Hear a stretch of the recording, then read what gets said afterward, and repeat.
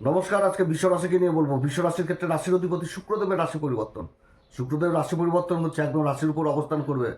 মানব নামক পঞ্চ মহাপুরুষ রাজ্য শুক্র দ্বারা তৈরি হয়, সেই রাজ্যটাই সময়কালে তৈরি হবে। কোন দিক থেকে লাভ, কোন দিক থেকে বিশেষ সাবধান, কোন বিশেষ উপাচার এই সময়কালে করতে হবে, এগুলো সমস্ত কিছু তুলে ধরবো। এবং তার সাথে তুলে ধরবো অন্যান্য গ্রহদের কি অবস্থান রয়েছে, তাদের নক্ষত্রগত কি অবস্থান রয়েছে, কি রকম প্রভাব, সমস্ত কিছু আজকে ভিডিওতে তুলে ধরবো। তো যাই হোক, অনুষ্ঠানটি শুরু করার আগে সবার প্রথম বলি, এটা গ্রহের গোচর এবং চন্দ্ররাশি অনুসারে বলা হচ্ছে, কারো কোনো রকম ব্যক্তিগত পুষ্টি ধরে আলোচনা নয়। যদি অনুষ্ঠানটি ভালো লাগে তাহলে লাইক, শেয়ার, কমেন্ট অবশ্যই করবেন, তার সাথে সাবস্ক্রাইব করবেন। আপনারা সাবস্ক্রাইব করলে কি বিশেষভাবে অনুপ্রাণিত হয়, ইচ্ছা জাগে যে আরও একটু ভালো ভালো ভিডিও দিই, ভালো দিক খারাপ দিক সমস্ত দিক যেটা গ্রহের অবস্থান রয়েছে সেগুলো আপনাদের সামনে তুলে ধরি। তো যাই হোক, অবশ্যই সাবস্ক্রাইব করবেন। তো অনুষ্ঠানটি শুরু করছি। বিশ্বরাশির ক্ষেত্রে রাশির অধিপতি শুক্র, এবং বিশ্বরাশি হচ্ছে সাধারণ রাশি, তুলা রাশি, মূল ত্রিকোণ রাশি। রাশির উপর অবস্থান করছে শুক্রদেব। তো রাশির অধিপতি রাশির উপর অবস্থান করা মানে বিশাল ব্যাপার। নিজের রাশিতে অবস্থান করা গ্রহ, এটা তো মহাভাগ্যবান যোগ। এবং অন্যান্য গ্রহদের যে সাপোর্ট এই সময়কালে পাচ্ছে, অবস্থান ভালো। প্রায় প্রত্যেকটি গ্রহই তো নিজের নক্ষত্র অবস্থান করছে, যেরকম দেবগুরু বৃহস্পতি বিশ্বরাশির ক্ষেত্রে ধন সম্পত্তির ঘরে অবস্থান করছে মিথুন রাশিতে, নিজের নক্ষত্র পুনর্বসু নক্ষত্রে।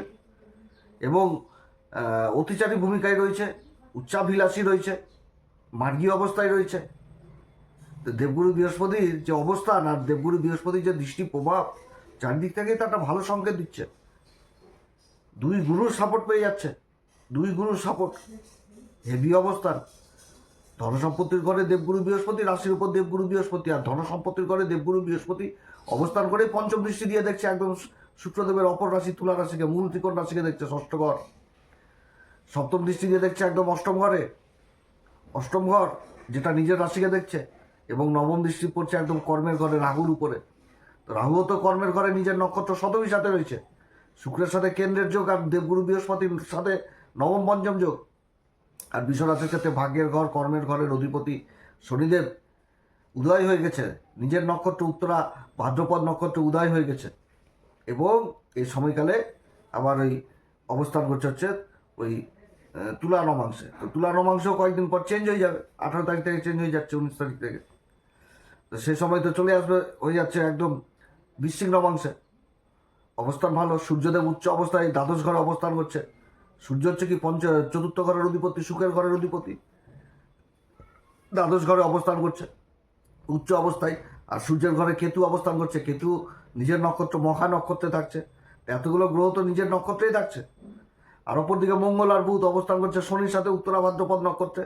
মঙ্গলও 23 তারিখ নক্ষত্র পরিবর্তন করবে, আবার বুধও নক্ষত্র পরিবর্তন করবে, তখন চলে আসবে হচ্ছে রেবতী নক্ষত্রে। তো গ্রহদের অবস্থান যথেষ্ট ভালো, বলে লাভ নাই। এই বিশ্বরাশির ক্ষেত্রে গ্রহদের অবস্থান ভালো, গ্রহদের সাপোর্ট পাচ্ছে এই সময়কালে। এখন এই শুক্র এই যে অবস্থান করছে রাশির উপর, মালব্য নামক পঞ্চমহাপুরুষ রাজ্য করে। শুক্র কি? শুক্র হচ্ছে প্রতিভা, গুণ, আকর্ষণ। যে আকর্ষণ হবে আর কি, সেই আকর্ষণকে বোঝাচ্ছে এই শুক্র। প্রতিভা, গুণ, আকর্ষণ। মা লক্ষ্মীর সংজ্ঞা দেওয়া হয়েছে আর্থিক দিককে মজবুত করবে, নিজের ভিতরের গুণকে প্রকাশ করবে। কত সুন্দর একটা শুক্র। তো শুক্রকে তো সবাই চায় কিনা, যার জন্য তো আমাদের এই জ্যোতিষশাস্ত্রে শুক্রকে প্রত্যেকটা ঘরেই কিন্তু মানব্য রাজ্য তৈরি হয় এই শুক্রের দ্বারা। এবার যার যে ঘরে যেরকম শুক্রের অবস্থান হয় সেরকম প্রভাব দিবে। তো এই সময় কিন্তু যথেষ্ট ভালো অবস্থান গ্রহদের। এবার কোনো দাদা দিদি ভাই বোনদের জন্মকুষ্ঠিতে যদি গ্রহের অবস্থান খারাপ থাকে, তো তার জন্য অবশ্যই ভালো জ্যোতিষীয় পরামর্শ নিতে হবে, যেটা প্রত্যেকটা ভিডিওতে বলে আসে। কিন্তু গ্রহের অবস্থান ভালো, মালব্য নামক পঞ্চমহাপুরুষ রাজ্য রাশির অধিপতির দ্বারা তৈরি হচ্ছে, রাশির উপর অবস্থান হচ্ছে, এটা মহাভাগ্যবান যোগ। তবে শুক্র এই ঘরে কিন্তু আবার ষষ্ঠ ঘরেরও অধিপতি রাশির উপর অবস্থান করছে, সেই ষষ্ঠ ঘরের উপর আবার দেবগুরু বৃহস্পতিরও দৃষ্টি পড়ছে। অনেক কাজ হবে এই সময়কালে। তো শুক্রদেবের এই যে পরিবর্তনটা হচ্ছে একদম 19 তারিখ থেকে 13 মে পর্যন্ত, 19 এপ্রিল থেকে 13 মে পর্যন্ত, তো এই সময় কিন্তু শুক্রদেব 3টি নক্ষত্রে অবস্থান করবে। তো 3টি নক্ষত্র বলতে কৃত্তিকাতে থেকে রাশি পরিবর্তন করবে।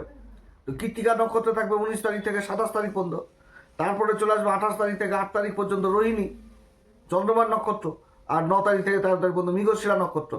তবে এখানটাতে এই জিনিসটাও দেখার ব্যাপার রয়েছে যে শুক্র নিজের রাশিতে অবস্থান করছে, এটা ঠিক, কিন্তু রাশিটা হয়ে গেছে কি, রাশিটা হয়ে গেছে বিশ্ব রাশি। বিশ্ব রাশিতে আবার চন্দ্রমা উচ্চ হয়ে যায়। তো চন্দ্রমাকেও তো দেখতে হবে, কারণ এই যে মনের যে একটা আকর্ষণ, মনের যে মানে ভিতরের যে একটা আকর্ষণ, প্রতিভা, গুণ, এটা তো বিশেষভাবে মনকে আবার ইফেক্টেড করবে, মাইন্ডকে ইফেক্টেড করবে, ইফেক্ট হবে মনকে বিশেষভাবে ইফেক্টেড করবে। সেই চন্দ্রমা যদি আবার খারাপ অবস্থায় থাকে তাহলে চন্দ্রমা আবার পাপ করতে কি যোগে রয়েছে, চন্দ্রমা দেখালো কেমুদ্রম যোগে রয়েছে, চন্দ্রমা কৃষ্ণপক্ষের হয়ে গেছে, অমাবস্যার চন্দ্রমা হয়ে গেছে জন্মকুষ্ঠিতে। তখন কি হবে, তখন কিন্তু ভালো চিন্তাটা কম আসবে, তখন খারাপ চিন্তাটার দিকে চলে যাবে, আকর্ষণ হবে, তো সেই আকর্ষণটা অন্যদিকে যে কাজে লাগাবে, মদ অভ্যাস কুঅভ্যাস করবে, বিপরীত লিঙ্গের প্রতি আকর্ষণ হবে, চরিত্র খারাপ হবে, নিজের সুখভোগের দিকে চলে যাবে।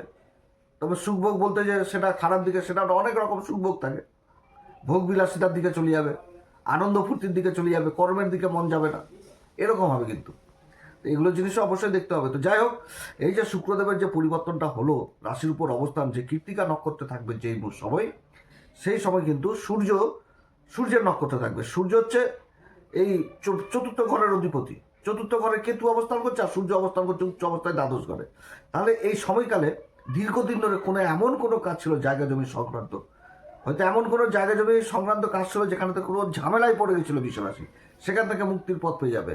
কিংবা জায়গা জমি সংক্রান্ত কোনো কোর্ট কেস মোকদ্দমা বা এগুলো কাজ, বা বিদেশজনিত কোনো কাজ এই সময়কালে সংগঠিত হবে, যেটাতে সুখ লাভ হবে। এক কথায় বলতে গেলে সুখ লাভ হবে।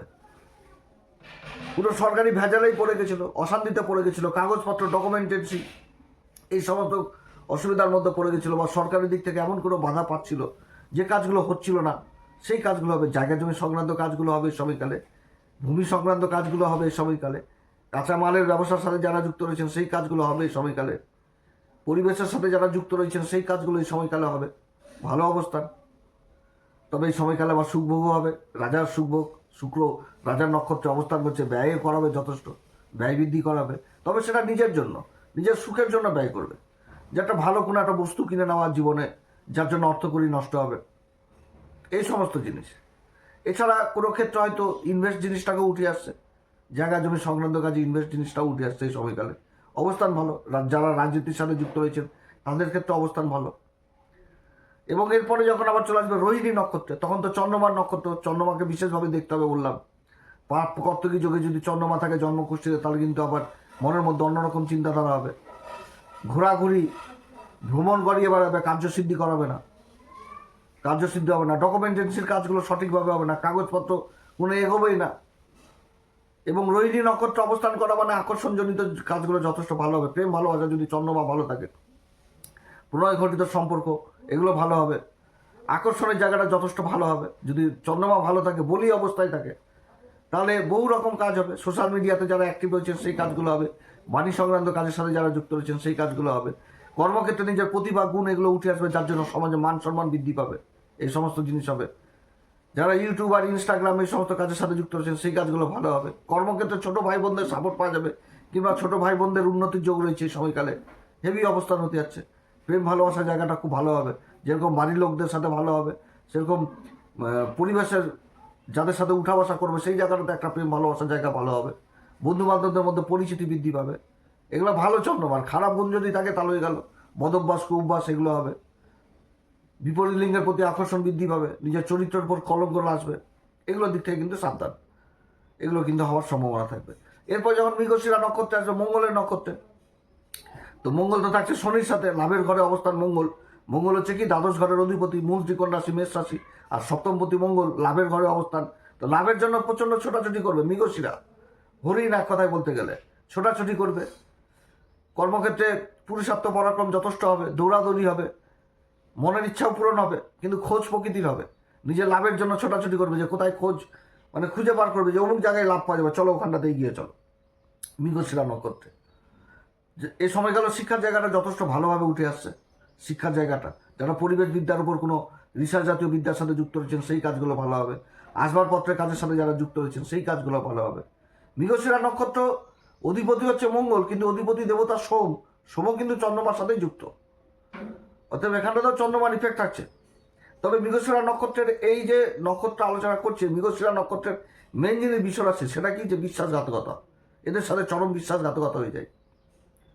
মানে এরা এই সময়কালে ভুল করেও কারোর উপর বেশি আবার বিশ্বাসও করা যাবে না, যে বেশি বিশ্বাস করলাম হাত তুলে দেবে, আসল চিত্র বেরিয়ে যাবে। প্রণয় ঘটিত ব্যাপারে এগুলো বিশেষভাবে হবে। প্রেম ভালোবাসার দিকটা আকর্ষণের, মানে যার উপর বেশি বিশ্বাস করলাম প্রেম ভালোবাসার জায়গায় সে হাত তুলে দেওয়া, বা অর্থকরীর দিক থেকেও বোঝাচ্ছে টাকা পয়সার ব্যাপারে যে কারোর উপর হয়তো বেশি বিশ্বাস করলাম সেদিক থেকে অসুবিধা, এরকম হওয়ার কিন্তু সম্ভাবনা থাকে। বিশ্বাসঘাতকতা, অর্থাৎ এই সময়কালে কোনো নিজের কাজ নিজে করো, এই মৃগশিরাতে যখন থাকবে নিজের কাজ নিজে করো, নিজেকে বিশ্বাস করো, অপরকে বিশ্বাস নাই, না তো কিন্তু বিশ্বাসঘাতকতা হয়। এই বিশ্বরাশি যাদের মৃগশিরা নক্ষত্র দেখবেন, মৃগশিরা নক্ষত্র যাদের হয়ে যায় তারা কিন্তু বিশ্বাসঘাতকতা খুব জীবনে পেয়ে যায়। কথায় কথায় যার উপর বেশি বিশ্বাস করবো সেখান থেকে বিশ্বাসঘাতকতা, অতএব এই জায়গাটাকে বিশেষভাবে সাবধান। এবং অবস্থান করছে হচ্ছে শনির সাথে বুধের সাথে, বুধের তো রাশি পরিবর্তন হয়ে যাবে 28 তারিখে, বুধ আবার চলে আসবে দ্বাদশ ঘরে, কিন্তু শনির সাথে অবস্থান করবে। তো শনি হচ্ছে কি কর্মের ঘরের অধিপতি এবং ভাগ্যের ঘরের অধিপতি। তো কর্ম ভাগ্য সবই সঙ্গ পাবে, কিন্তু লাভের ক্ষেত্রে দেখা গেল যে লাভের ক্ষেত্রে হয়ে যাবে অসুবিধা, যে লাভের কথা বলে কোনো জায়গায় কাজ করলাম সেই জায়গাটাতে সেই লাভটা পেলাম না, বেমানি করে দিল, এরকম হওয়ার সম্ভাবনা থাকবে। অতএব কাগজপত্র মেনটেন করে চলতে হবে, ডকুমেন্টেন্সি মেনটেন করে চলতে হবে, কাগজপত্র মেনটেন করতে হবে। এবং এটাই বুঝাচ্ছে, কিন্তু শনিও এটা বুঝাচ্ছে, দেবগুরু বৃহস্পতিও এই জিনিসটাই বুঝাচ্ছে যে নক্ষত্রগুলো পাচ্ছে। কারণ দেবগুরু বৃহস্পতি পাচ্ছে হচ্ছে পুনর্বসু নক্ষত্র, একাগ্রতা কর্মক্ষেত্রে চাই, একাগ্রতা, শালীনতা, ভদ্রতা, দায়িত্ব, এগুলো জিনিস। আর শনি যে নক্ষত্র বুঝাচ্ছে পড়ে রয়েছে ভাগ্যের ঘরের অধিপতি এবং কর্মের ঘরের অধিপতি ও লাভের ঘরে, উত্তরা ভাদ্রপদ নক্ষত্র, সেটাও কিন্তু অঙ্ক, হিসাব এবং শালীনতা, ভদ্রতা, ধৈর্য, দায়িত্ব, কর্তব্য, এগুলো কিন্তু বুঝাচ্ছে। অতএব এইভাবেই কিন্তু বিশ্বরাশিকে এগোতে হবে এই মৃগশিরাতে। তো যাই হোক, অনেক কথা আলোচনা করলাম। এই সময়কালে কোন উপাচার করবে, প্রত্যেকদিন হনুমান চল্লিশা, বজরংবাণ, শ্রীরাম সীতা প্রণাম মন্ত্র সহকারে পাঠ করবেন। সূর্যদেবকে অর্ঘ্য দিবেন, সূর্যদেবকে অর্ঘ্য দিবেন। শুক্রবার করে মা ভগবতী মাকে লাল পুষ্প অর্পণ করবেন। গাই গরুকে বিশেষ করে সেবা দিবেন, সবুজ জাতীয় খাবার খাওয়াবেন। এগুলো করলে যথেষ্ট ভালো প্রভাব পাওয়া যাবে। এবং আতর জিনিসটাকে বিশেষভাবে ব্যবহার করবেন, আতর জিনিস পরিষ্কার বিশেষভাবে থাকবেন, সাদা জাতীয় পোশাক বিশেষ করে ব্যবহার করবেন, যথেষ্ট ভালো উন্নতির সময় থাকছে। আপনারা সবাই ভালো থাকেন। যদি অনুষ্ঠান ভালো লাগে তাহলে লাইক, শেয়ার করবেন, তার সাথে সাবস্ক্রাইব করতে কিন্তু ভুলবেন না, অবশ্যই সাবস্ক্রাইব করবেন।